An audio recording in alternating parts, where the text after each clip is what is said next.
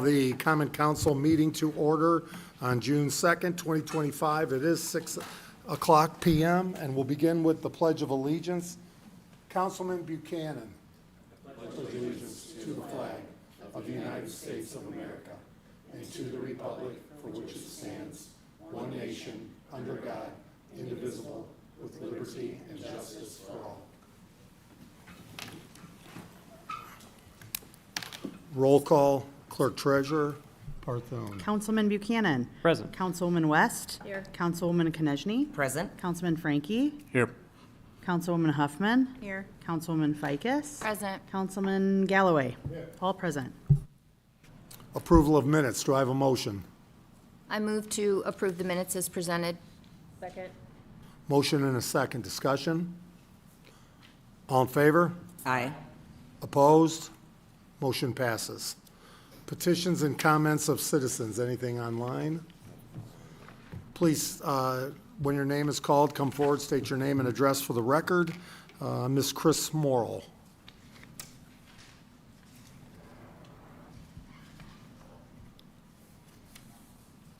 Chris Morrill, did you ask for my address? Yes. 212 East Jefferson Avenue, LaPorte. My comment this time is I'm wondering what the regulations are on the golf cart type vehicles within the city. I've noticed 3 different ones in my neighborhood on the roads with the cars, and I just was wondering what the regulations are. So, Mr. President Frankie, if you want to.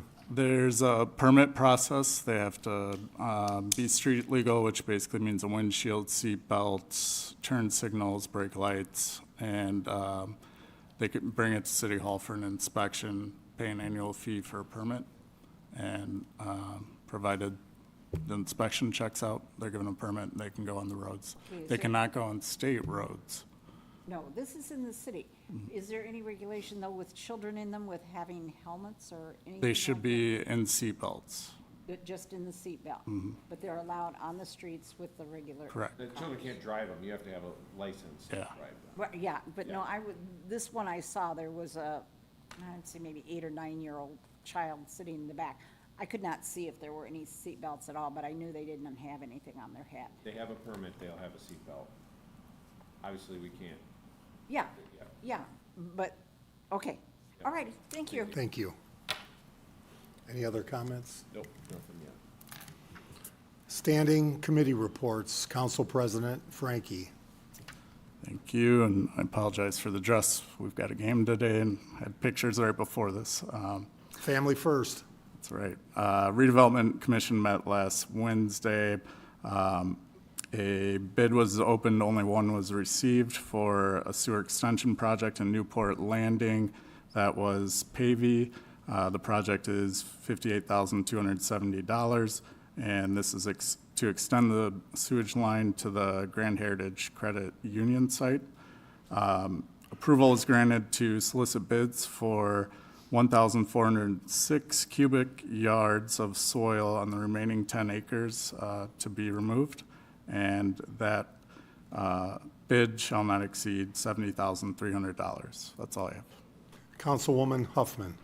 I do not have anything to report this evening. Councilwoman Ficus. Traffic Commission will meet tomorrow, 5 p.m. at the police station, and Park Board met on Wednesday, May 21st, regarding the pickleball master plan. John Rubel from PEA, Planned Environmental Associates, presented a draft for board feedback, and then he should have a final plan in place for the board to review in June. The board gave approval for Greg Peace, the Civic Auditorium Director, to sign a 3-year contract with Pepsi to feature their products at any future civic events.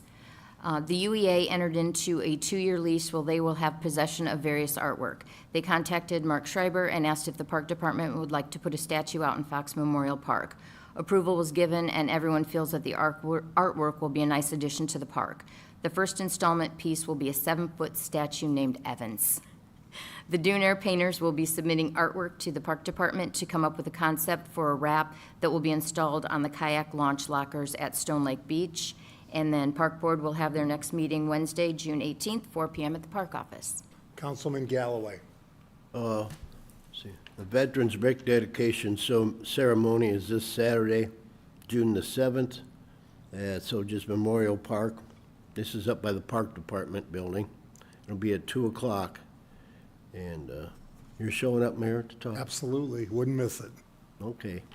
And it doesn't take long, usually No. well attended, so that's all I got. Thank you. Councilwoman West. Nothing to report tonight. Councilman Buchanan. The Historic Preservation Commission held a presentation jointly with Preserve Historic LaPorte on May 27th to discuss and answer questions regarding the upcoming Indiana Avenue Highway 35 reconstruction.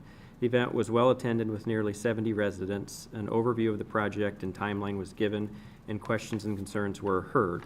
Overall, major concerns that consensus from the residents were simply slowing down cars and trucks through towns, and concerns regarding possible damage to the homeowner's own portion of underground utilities caused by such a large-scale project. So some things that were heard and discussed, and overall good meeting. Councilwoman Konechny. The Airport Authority. Last week, the Airport Authority held a dedication for the completion of the solar array project. This was a great project done by the Airport Authority.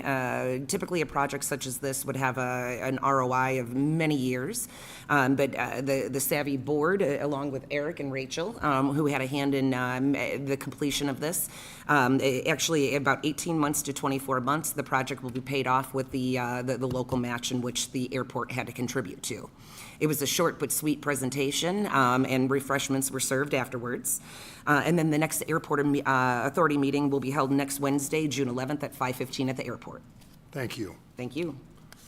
Introduction of an ordinance. Council President Frankie. Your Honor, I move to introduce an ordinance read for its first time. Motion and a second. Discussion. All in favor? Aye. Council President Frankie. All right. 4-pager. An ordinance of the Common Council of the City of LaPorte, Indiana, for the purpose of establishing councilmanic districts.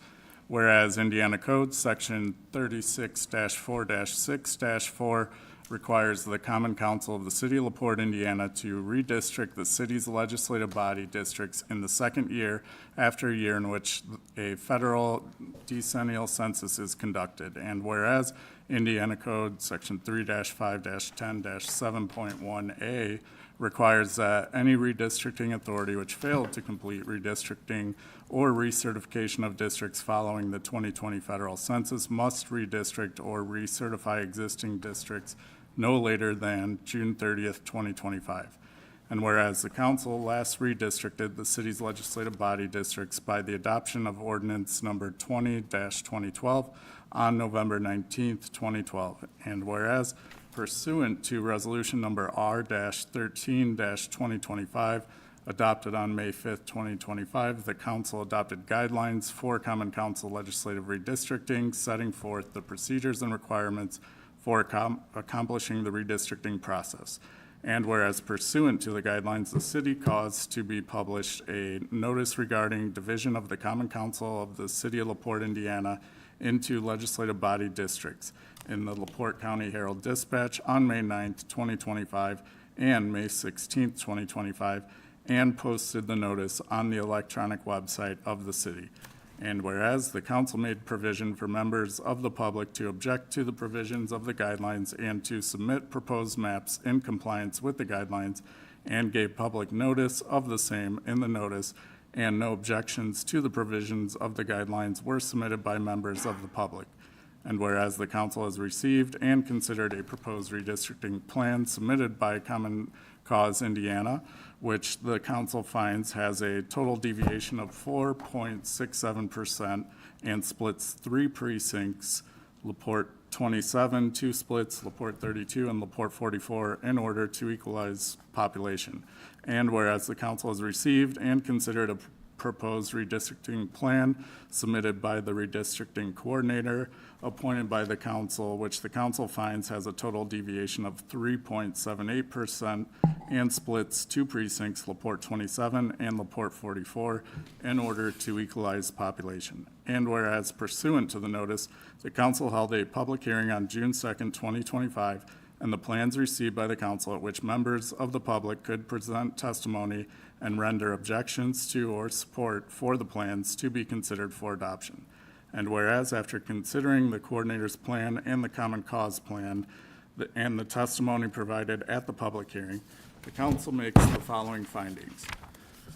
1, the plans both maintain the core of each current council district, minimizing confusion among voters regarding their council representative. 2, the plans both minimize precinct splits to preserve precinct integrity, promote election efficiency, and minimize voter and constituent confusion. 3, the plans otherwise meet the requirements of the guidelines and the act, with the exception that the Common Cause Plan did not include those areas of the city annexed since 2020. And 4, the coordinator's plan contains fewer precinct splits and has a lower total deviation than the Common Cause Plan. And whereas, as the plans both divide 2 or more precincts to improve the population equality of the districts, the clerk treasurer shall mail written notice to the LaPorte County Circuit Court Clerk pursuant to the requirements of Indiana Code Section 36-4-6-4F. And whereas the council now desires to adopt the coordinator's plan and establish new city legislative body districts for the elections occurring in 2027, utilizing the 2020 decennial census data as required by Indiana Code Section 1-1-3.5-3 and Indiana Code Section 3-5-10-7.1b. Now therefore, the Common Council of the City of LaPorte, Indiana ordains and enacts the following. Section 1, Recitals Incorporated. The foregoing recitals are incorporated herein by this reference. Section 2, Districts Established. LaPorte Municipal Code, Section 34-26 is hereby replaced and amended and shall hereafter read as follows. Section 34-26, Legislative Districts.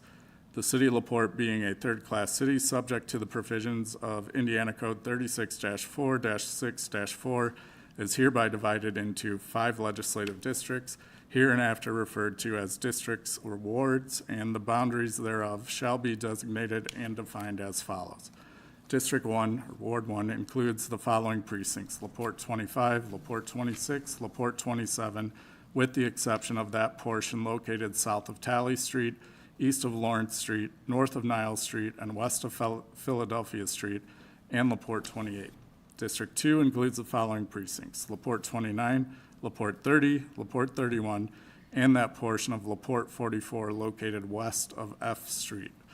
District 3 includes the following precincts: LaPorte 32, LaPorte 33, LaPorte 34, LaPorte 35, and LaPorte 36. District 4 includes the following precincts: that portion of LaPorte 27 located south of Talley Street, east of Lawrence Street, north of Niles Street, and west of Philadelphia Street, LaPorte 37, LaPorte 38, LaPorte 39, and LaPorte 40. District 5 includes the following precincts: LaPorte 41, LaPorte 42, LaPorte 43, and that portion of LaPorte 44 located east of F Street. Section 3, District Ordinance Construction. LaPorte Municipal Code, Section 34-27 is hereby established and shall read as follows. Section 34-27, Conflicts, Omissions, Duplications, and Construction. A, attached to this ordinance as Exhibit A are maps showing the boundaries of each council district collectively and separately, which maps are incorporated herein by reference. 2 copies of the foregoing maps are on file in the Office of the Clerk Treasurer for public inspection as required by Indiana Code 36-1-5-4. B, if a conflict exists between the maps and the description set forth in Section 34-26 in accordance with Indiana Code 3-5-10-9, the description shall determine the boundaries of the council district. C, if any territory in the city is not included in one of the council districts in accordance with Indiana Code 3-5-10-10, the excluded territory shall be included in the council district that is contiguous to that territory and contains at the least population of all council districts contiguous to that territory. D, if any territory in the city is included in more than one of the council districts in accordance with Indiana Code 3-5-10-11, the territory shall be included in the council district that is one of the districts in which the territory is described in this ordinance, is contiguous to that territory, and contains the least population of all council districts contiguous to that territory. In accordance with Indiana Code 36-4-6-5P, this ordinance must be construed, if possible, to comply with the provisions of Indiana Code 36-4-5-6. The provisions of this ordinance are severable, and if any provision is found to be invalid, the invalidity shall not affect the other provisions of this ordinance that can be given effect without the invalid provision. Section 4. Prior ordinance is repealed. All prior ordinances or parts thereof inconsistent with any provision of this ordinance are hereby repealed to the extent of such inconsistency as of the effective date of this ordinance, such repeal to have prospective application only. Section 5, effective date, the ordinance shall be in full force and effect from and after the date of its passage and signing by the mayor. Nice work. Before we move to the public hearing, I would like the coordinator, Brian Bosma, please come forward and break all that down for us, please. Thank you, Mr. Mayor. First of all, I doubt that Councilor Frankie will be returning my phone calls after this. Sorry for the length of that.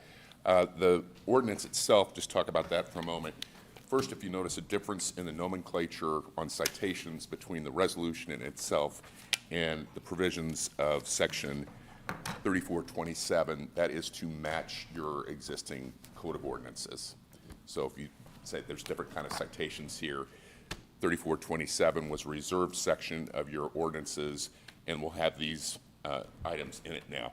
Now, these are applicable under Indiana code, whether they're in your municipal code or not, but I just think it's better for you and for members of the public to see if there's ever an issue in the future about leaving something out. It's automatically dealt with through these code sections. So just to walk you through what has transpired, first of all,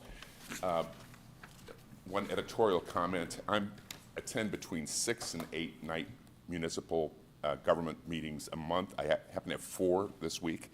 So I see as many as anyone, and I've had the opportunity to work with President Frankie, your clerk treasurer, to the extent that she has facilitated notices and postings, very limited with your city attorney, just to coordinate some things and assist in formatting.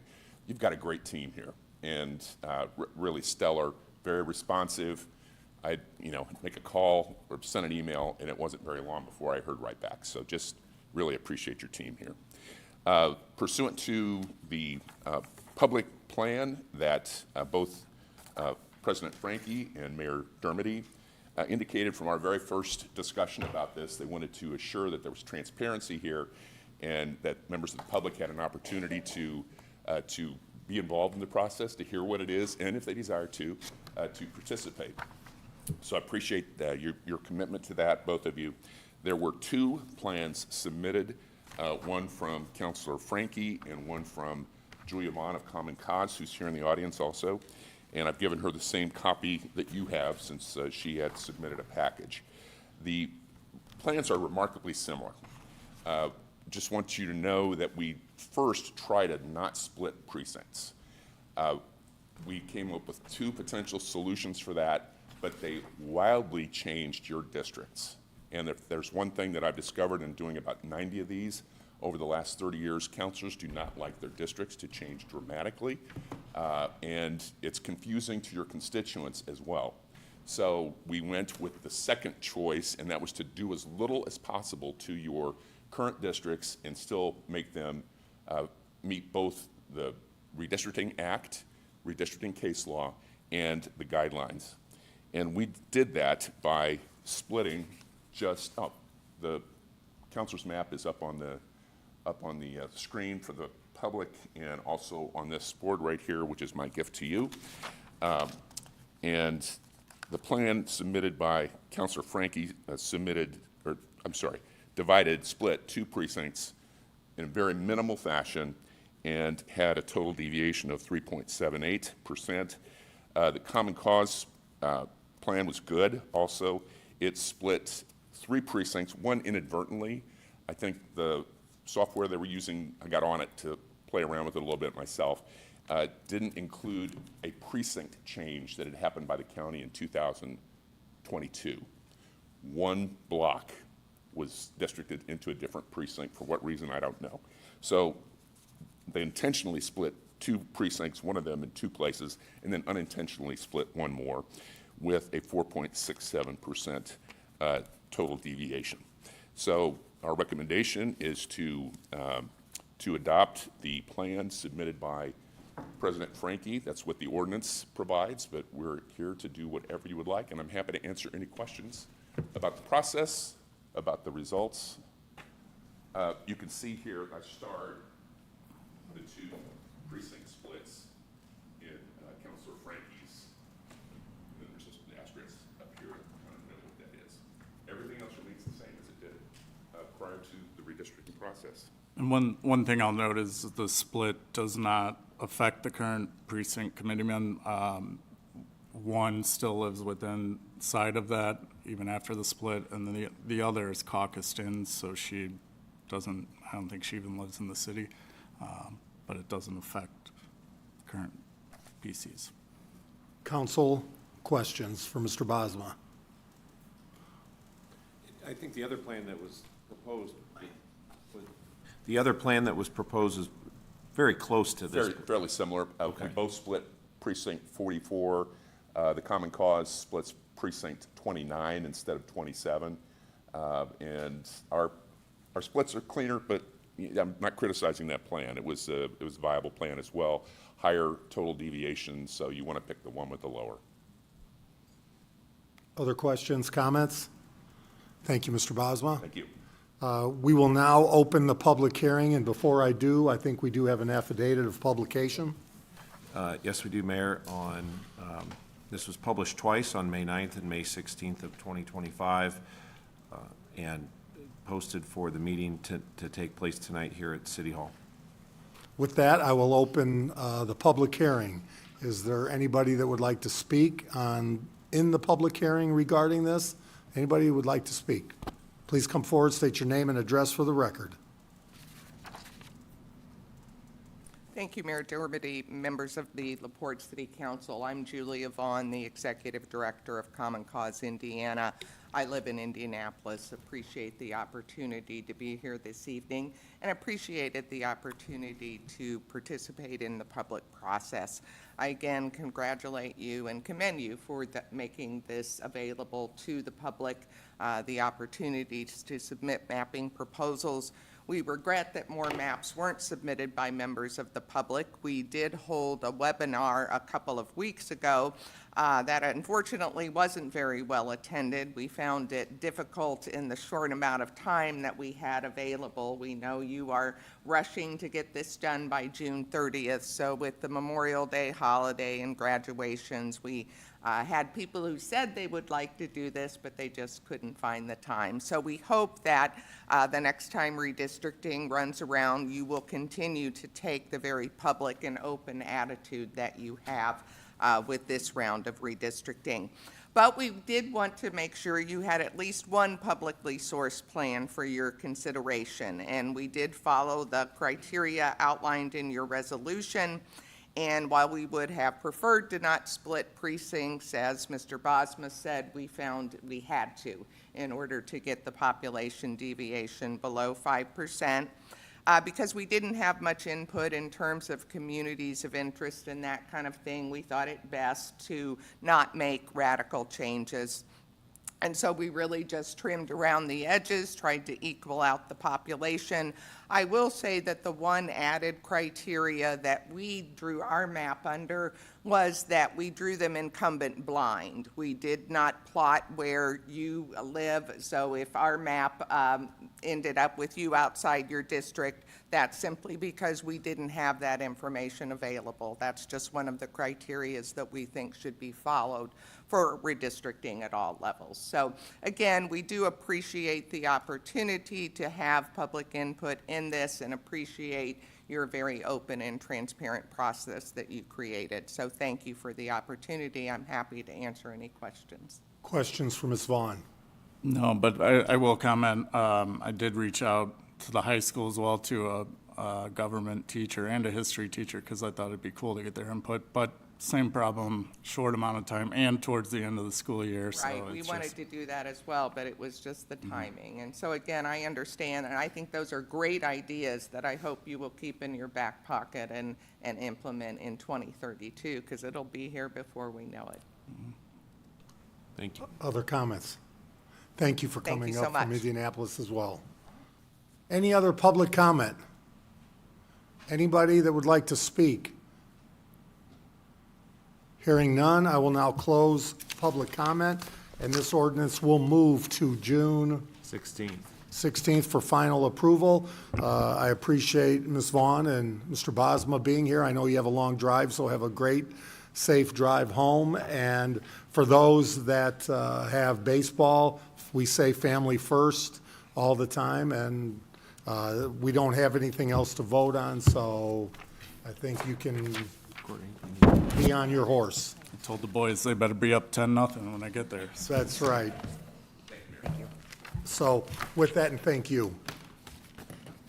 Also, as we try to continue to provide public information to our residents about the different programs, departments, and so forth, we have the great opportunity to hear from one of LEAP's best, Mike Riley, here to talk about what is the UEA, how it works, and so forth.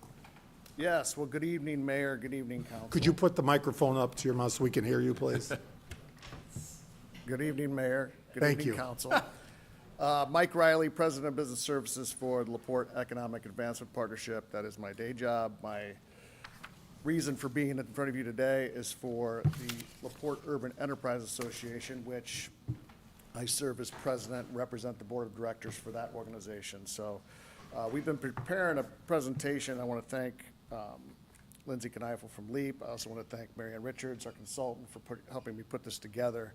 As we put this together, some of the items that we reviewed for the presentation that I believe you all have in front of you sort of made me proud in terms of what we've really accomplished. And I encapsulate a 10-year period when I put this presentation together, but this organization, this entity's been open since it's been in existence since 2002. So what you're going to see is just a small snapshot of what we've accomplished, and we've accomplished a significant amount, as you will see. Even some of the items that we have done to get us to where we are through economic development and just enhancements to our community are even greater than what you're going to see in there. And I also wanted to thank not only Burke Cook and the economic development team in the city of LaPorte for their economic development efforts and utilizing the incentive from the enterprise zone to create deals that bring economic development to our community, because without their efforts, we might not have some of these things. And there's been creative ways of utilizing some of the grants, some of the investment deductions, and some of the stuff that we do for the LPUEA to make some of these things happen that go on behind the scenes that nobody ever gets a chance to see. So I'll start flipping through the presentation here. I'll try not to read this to you. Make it quick. I know there's a sectional game going on right now. So if you look at the first page, we were an enterprise zone basically is established as a geographical area, a neighborhood or a zone within a city. And I gotta apologize, I gotta put my glasses on here. All right. Where the government authority grants special tax or regulatory exemptions in order to promote local economic development. Now, I tried to give, we need to move to slide 1, sorry about that. That's the first slide, slide 2, sorry. Okay, so our zone. So this relates to our zone and how we've evolved over the years. So we were, as I said, established in 2002 for basically to create jobs and new business opportunities for our zone, which includes at least 450 businesses, over 6,200 residents, and continues to grow. In 2018, the administrative responsibilities for the program were shifted from the Indiana Economic Development Office, who started this whole process, to our local municipality. So during that time, and I would have to remember, I think it was around 2016, 2017, our zone was actually in jeopardy of not being in existence anymore. So some of the incentives that we're offering, I want to take time to thank Representative Pressel, who actually worked with, I wasn't even at LEAP at the time, and Bert at the time, to go downstate, talk to the legislature, get our extension to our existing zone pushed forward to 2022. And then now, all the decisions that are made come to our local municipality and our local zone board. So currently, any incentives from enterprise zone investment deductions that fall within a TIF district, so any current TIF district, has to be approved by you all. So those incentives that we're trying to offer, an incentive for an investment deduction through the UEA, you guys approve that, as well as if there's any modifications to the zone itself. So before, we had to go through a lengthy process downstate to get any zone modifications if you want to include a different area that might not fall within the zone currently. And we've taken opportunities to work with the city council to make that happen over the past several years. So that's exciting to see. All right, next slide. So we are governed by a board of directors made up of zone business representatives and zone residents, and they are appointed by both you and the mayor, as well as the state government. Every November, we sit down as a board, we review our budget, look at any incentives that were in place, any expenses that we see for the upcoming year, any areas of need, and we create a budget for the following year. So we already have our budget in place for 2025. Then the board allocates funds, establishes grants. Any changes to grant programs, we make those at that time. Next slide. So here is our board of directors. I want to take a moment to read their names and recognize them because they've done a wonderful job of being good stewards of the board and good stewards of the funds that we get from the enterprise zone. So I serve as president, Bert Cook is the vice president, Vicky Kostrowski treasurer. Some non-voting members are Jim Pressel, our state representative, Mayor Tom Dermody, and Matt Sultanovitz, who's with the IEDC. We have Scott Cooley, who is a labor representative. That's a government appointment. Bill Gertner is a mayoral appointment from the business representative. Ryan Laux is a zone resident appointment by the city council. Courtney Dickman is a zone resident appointment by the city council. We have our very own Julie West, who is the liaison for the city council. Colton Phelan is a business representative for the city council. Cassie Kubasik is a zone resident city council appointment. And Marianne Richards, who I mentioned before, is our zone consultant. So she's a pay consultant, and then she works for us doing any type of administrative tasks, grants, anything that we would need as a board of directors. Next slide.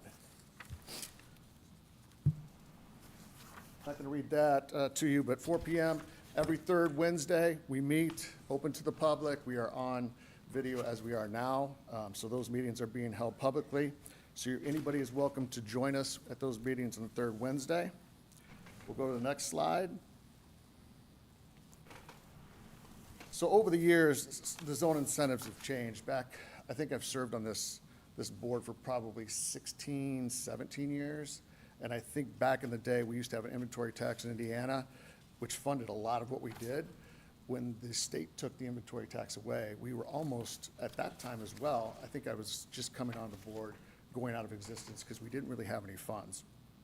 So it was a big push in terms of using the enterprise zone investment deduction that I mentioned before, that the Economic Development Office and the city is used for different projects. So most frequent incentive is used. This provides a 10-year deduction on all real and personal property over a 10-year period. And this is mainly the source of revenue for our zone. Employee expense credit is currently phasing out. Those would be employees within the zone. Those expire December 31st of 2024, so this past year. Loan interest credit, there's still some on the books. These are loans that were made in the zone by different banks and lending institutions that provided credit or business loans to those zone businesses. And then we still have the employee income tax deduction for employees who work and also live in the zone, can take a deduction on their tax returns. This next slide is the exciting part of what we have been able to do over the past 10 years. we have put $9.7 million back into the enterprise zone, which this is huge from an impact on several things, which you'll see here in a couple slides. But all of this revenue that we create is, again, turned back into the zone. So anybody that takes advantage of a deduction, whether it be business for real estate improvements or personal property improvements, this money in turn comes back to the zone. Next page. And how it comes back into the zone is through business grants, special grants, residential grants, and community enhancement grants. I'll go into these in a little bit more detail, but these are the 4 areas we decide as a board on how we're going to utilize the funds. And sometimes we make adjustments on them each year based on the needs of the community. So we'll start. I wanted to hit this grant, the next page, is historic grants. So I wanted to talk about this really brief. This is not a current grant in place, but this grant, actually the idea, for those of you who know Thaddeus Cutler, was the downtown director at the time, or downtown coordinator at the time, came up with this grant. We were having trouble getting folks to take advantage of the $10,000 grants, or couldn't put as much money back into the community or the businesses that we'd like to by taking advantage of those grants. So he said, why don't we try to get creative? We had a decent budget at the time, and let's push this out and give 80% of the funds for specifically awnings, facade improvements in terms of paint and windows. So those are the 3 things you could do, and we're gonna give 80% of the funds, and then 20% of the funds they would come up with. It turned out to be huge. I think you can all see the impact it's made on downtown. The investment that was spurred from just that program has created a lot of impact. I'm sure Bert and Julie would agree that just some of the things that we're getting now, some of the people that are buying buildings downtown are due to this, just seeing some of the impact that we've had. Next page. Those are just a couple of the projects that happened during that time. I think we did several blocks. I think it was close to 20-some properties at the time that we actually did facade grants for. Several $100,000 worth of work to the facades and awnings. Next page. Traditional business grants. This is actually the Bar Holdings building, which is a current project, but this has changed hands a couple times. A before and after picture, you can see the impact of what just that 180-20 grant did to the building that used to be, we know it as the old LaPorte Sporting Goods building, so it's just amazing how tuck pointing and painting helps with those costs. The traditional grants that we have had pretty much since I've been on the board are $10,000 grants, reimbursable. So anything you want to do inside of your building, we've actually expanded it to include residential improvements, commercial improvements with any zone business. You get $10,000, excuse me, I'll rewind, $20,000 maximum project. I'm not saying this right. Okay, so we got 50% of the project cost up to $10,000. That sounds better. So these grants are basically, they'll do the project, they'll show us receipts, we'll reimburse them, and that's just a standard grant that we've had over the years. Next page. Couple of the current business grants, as I mentioned. Just took some pictures the other day. Boiler Holdings, which I think you may all know, the old Coddington building is being renovated by a great group of developers. They've got windows in. It's going to be a huge project, commercial space, 3 to 4 residential units on one on each floor. It's going to be huge for that area specifically. I know you appreciate it, but it's going to be a great impact to that block for sure. And the other one is Bar Holdings, which I just showed you that building. It's going to be a commercial space with 7 residential units in there, so obviously big impact from a residential side as well. Next slide. More building projects. These are other projects. All of these projects we had impact on funding. Future home of Blockhead Brewing. So this is the Carpenters Union building just across from the hospital. Renovated the complete building. Went out, got a a great tenant in Blockhead Brewing. They're currently working on the space now. Hopefully, we'll see that later this summer. It's going to be a great space, 70 parking spots. We helped finance a lot of what they did to build it out, and we also helped get the tenants in and attract the new tenants with some incentives on bringing them into town. So that's a great, great project there. I think you all know Lowe's Point. Good picture of that building. Tommy Veery, great steward of an investment, had some tough times, as we all know, with the building collapsing, and he has just really taken hold of that. And if you go by it, seems like every week you see something different with the building, so it looks great. Next page. Bert gets to announce all these things, but ultimately, he takes the credit for everything we're doing in the UEA. So Wingstop Pizza, Wingstop, Jets Pizza, Anytime Fitness, you have Dunkin' Donuts, Culver's, you can go on and on, but all of these projects, we've provided grants for possibly landscaping, facade improvements, those kind of things. They've all utilized the LaPorte Urban Enterprise Association incentive to get that project forward. So that's great to see. Next slide. Special grants. Special grants are grants that don't fall within the parameters of a traditional residential grant or a traditional business grant. We utilize this a lot, and it's been very popular for us. This is something that the board takes time to approve. We get a proposal from anybody requesting a special grant, and then we take a look at it, make sure that what kind of future economic value it will bring to the community, if it's going to be jobs to the community, all the things that you would consider when you're considering an economic development project, we look at when they're doing a special grant. Sometimes it can even enhance the community, like Fox Park, different parks that are located within the zone, so those are things that fall in. Our QAW and the Magic Sports Building was the origin of where we started sort of the special grant process. We looked at that as we were attracting engineers, we were attracting a building that's going to be renovated in downtown. We put some money into that. I think that ended up turning out to be a good transfer tenants a little bit, but the building itself has been a good focal point for downtown. Next page. I'm not going to read through all these, but I think these are all familiar to all of you in terms of special grants. Dunes, as I'm going down and reading them all to you. But Dunes, Rural King. Excuse me.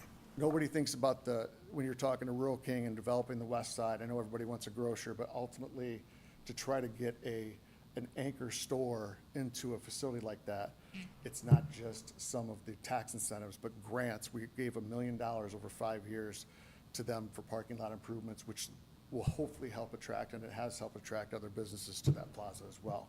Former Harold August parking lot, we just purchased that in the last year, so it provides us an opportunity to help develop the downtown area, and that center of, and actually it's going to be nice with Boiler Holdings and that Coddington building being renovated as well. So LaPorte dumpster program, I think we actually fund the entire dumpster program for the city of LaPorte, and Jeff Batchelor's done a great job of managing that process. It's, I think people, despite what you hear back and forth, I think overall that has been great for people to be able to unload waste and debris. So other projects, I mentioned Cool Lake Trail Connection, we did that.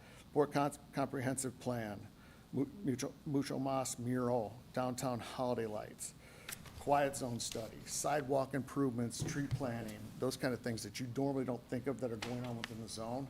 The LaPorte Urban Enterprise Association has been funding those projects, or at least portions of those projects. So we'll push to the next page.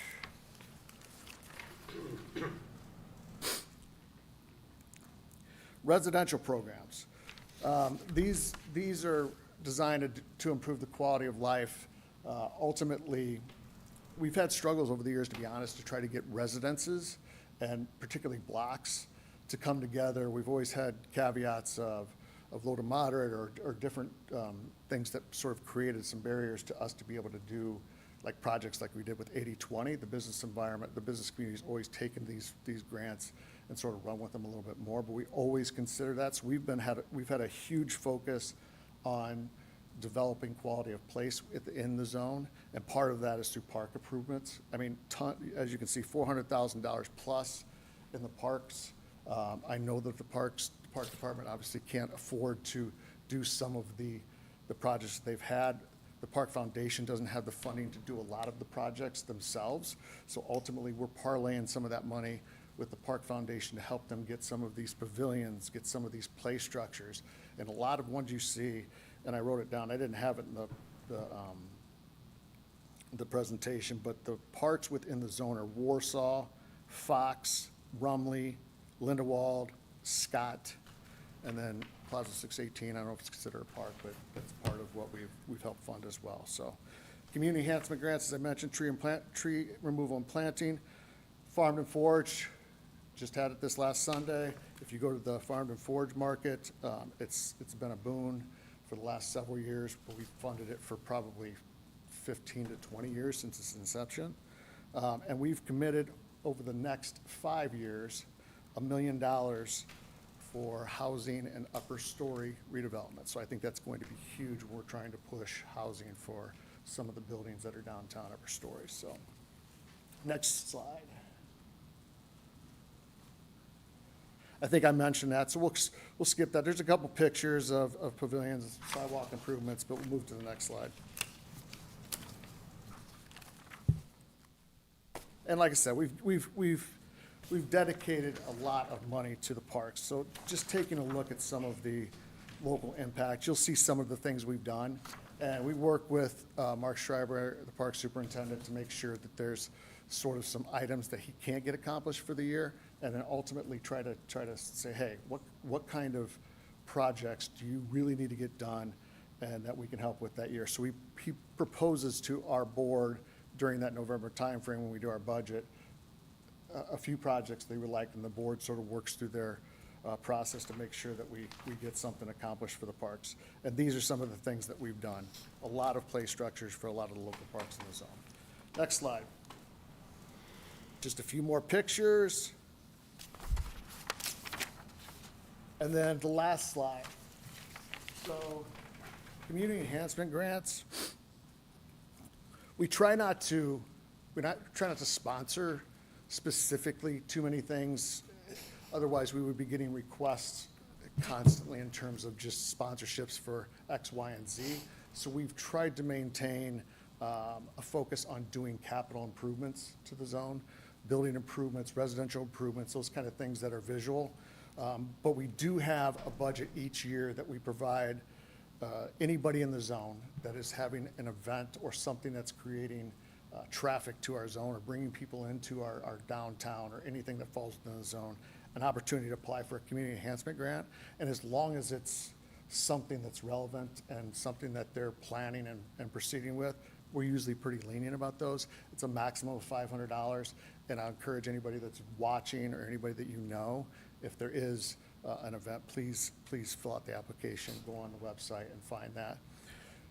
The one thing is we can find the applications for any of our grants on the LaPortePartnership.com website, or you can also go to the City of LaPorte website and go to the LaPorte Urban Enterprise Zone, find any information there.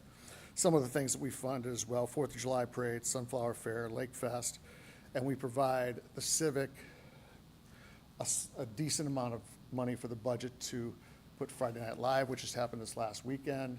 So some of those events are all helped and funded by the LaPorte Urban Enterprise Association. Mike Riley, thank you. Thank you. Any questions?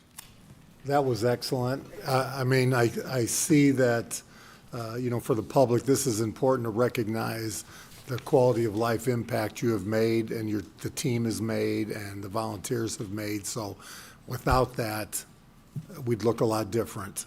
And thank you very much. It's a great board for sure. Thanks. Hold on, see if anybody has any questions. Do you have a moment? Yeah, sure. Any questions? I just want to say, as a resident of the downtown and just seeing everything that's been happening, I really appreciate it as well. So thank you for all your hard work, We the appreciate whole you group. Thank you. as a board member. Yeah. Thank you, sir. Thank you.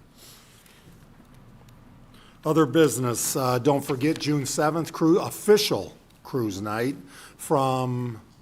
Cruise is from 6 to 8, but everyone's supposed to be at the fairgrounds by 5:30. If you have a car, be there at the fairgrounds by 5:30. From 6 to 8, you will have cruise night, official cruise night downtown. And also to Councilman Galloway's point, please come out to the brick ceremony. It's an excellent brief presentation and very nice to support the veterans. And then as well, Eric's here from the airport, and we just had kind of outside the box thinking at the airport with their solar addition to save dollars to the community, so we appreciate that, and as the airport continues to grow. So with that, any other comments? Motion to adjourn. Do I have a second? Second. All in favor? Aye. Opposed? We are adjourned. Have a great evening.